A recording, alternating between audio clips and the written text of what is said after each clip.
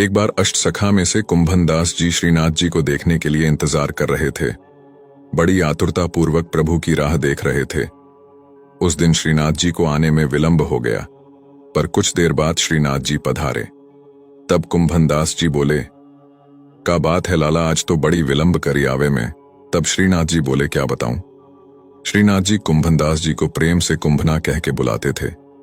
प्रभु बोले, क्या बताऊं कुंभना, आज चतुरानंद ने रोटी और बरी को साग अरो गाइयों पर, वो तो कम पड़ गयो में तो भूखों ही रह गयो। और दूसरी तरफ माधवानंद ने भोग भी सराय लियो। दूसरी बार भोग लगाने को कहा, पर वह पंडित उसमें भाव नहीं था, सो मुझे संतोष प्राप्त नहीं हुआ।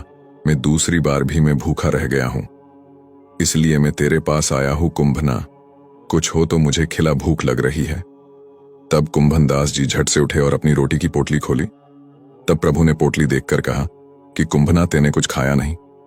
तब कुंभन दास जी बोले, अरे लाला, ऐसा कभी हुआ है कि मैं तेरे बिना पेट भर लूं?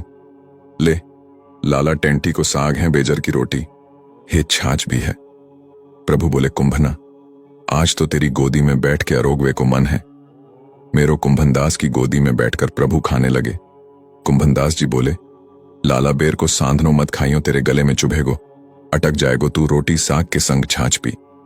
प्रभु की आंखों से आंसू छलक गए।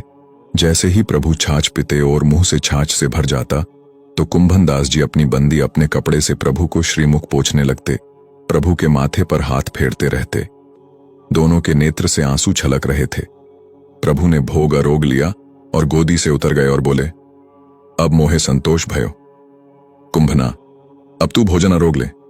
प्रभु पास में बैठ गए और कुंभदास जी भोजन सामने लेकर प्रभु को निहारने में व्यस्त हो गए। एक तक देखते रहे। तब श्रीनाथ जी बोले, अरे कुंभना, तू ऐसे ना खा पाएगो। प्रभु फिर कुंभन दास जी की गोदी में बैठ गए और अपने श्रीहस्त से कुंभन दास जी को भोजन कराने लगे और प्रभु की नेत्रों से अश्रुधारा बह रही है। कुंभन दास जी लाला का मस्तक चूम रहे हैं। ऐसा है पुष्टि में भगवान का भक्त के प्रति और भक्त का भगवान के प्रति स्नेह भाव और प्रेम। बोलिए भक्त और भगवान की जय हो।